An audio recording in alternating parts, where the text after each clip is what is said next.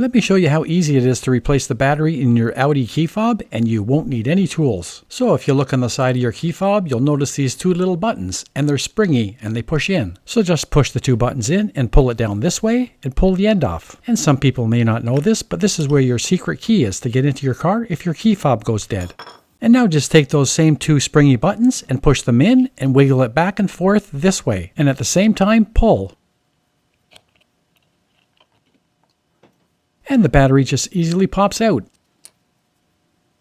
And it uses the very popular CR2032 battery. And if you want to get one, I'll have it linked in the description on Amazon. And you'll notice on the little tray that the positive points downwards.